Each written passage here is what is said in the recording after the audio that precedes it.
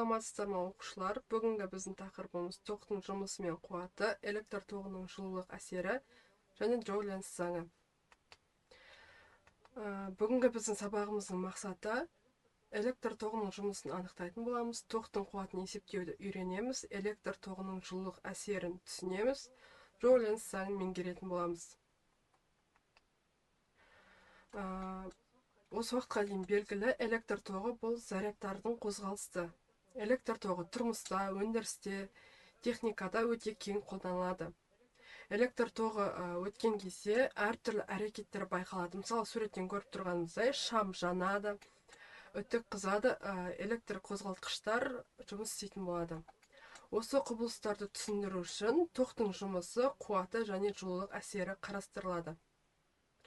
Қозғалып жатқан зарядтар энергия жұмсайды, сондықтан тоқ жұмыс атқарады.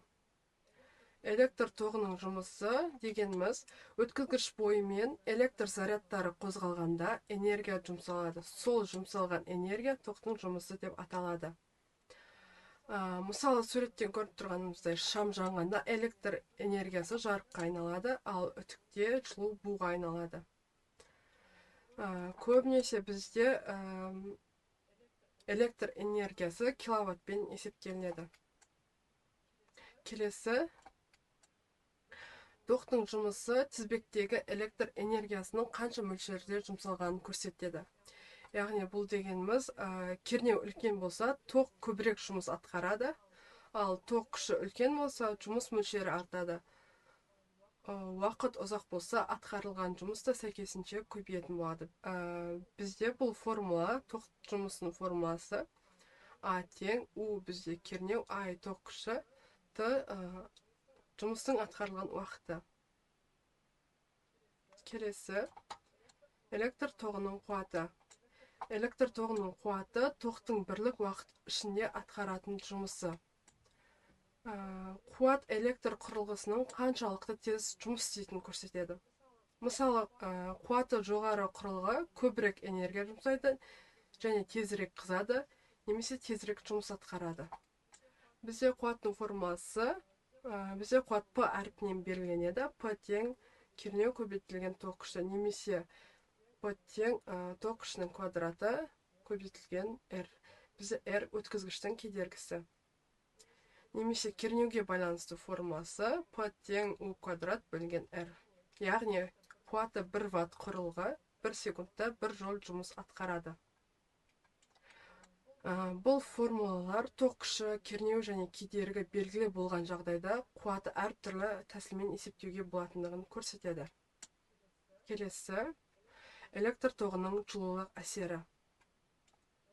Электр тоғының жылулық әсері өткізгіштің ішінде еркін электрондар қозғалады.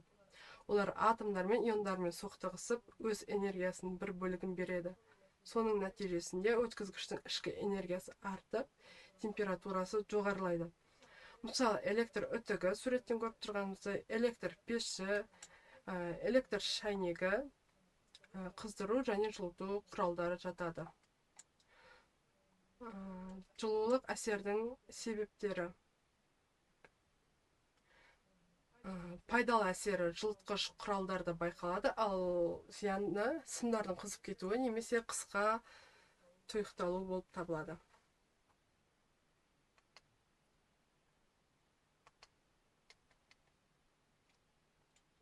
Жылулық әсер көптеген құралдардың жұмыс істеу негізі болып табылады. Бірақ тоқтың әсерінен сымдардың шамадан тыс қызуы қауіпті, сондықтан электр тізбегінде сақтандырғыштар қойылады. Жылулық әсердің себептері: электр тоғы өткен кезде электрондардың реттелген қозғалысы жүреді. Осы қозғалыс кезінде олар өткізгіш бөлшектермен соқтығысады. Соқтығысу салдарынан электр энергиясы жылу энергиясына айналады. Сондықтан тоқ өткен кезде өткізгіш азды көпті қызады. Келесі, Джоуль Ленц заңы. Джоуль Ленц заңы электр тоғы өткен кезде бөлінетін жылу мөлшерін сипаттайды. Бұл тәжірибені екі ғалым ашқан, сондықтан бұл тәжірибе екі ғалымның атымен аталады. 1841 жылы Джоуль тәжірибе арқылы анықтайды, 1842 жылы Ленц тәуелсіз түрде дәлелдеді. Бұл заң екі ғалымның еңбегі болғандықтан олардың құрметіне Джоу Ленц заңы деп аталады. Бұл заң бойынша ток күші 2 есе артса, бөлінетін жылу 4 есе артады. Ал кедергі неғұрлым үлкен болса, жылу соғұрлым көп бөлінеді. Токтың өту уақыты артқан сайын жылу мөлшері көбейеді. Джоу Ленц заңы электр энергиясының жылуға айналу мөлшерін есептеуге мүмкіндік береді.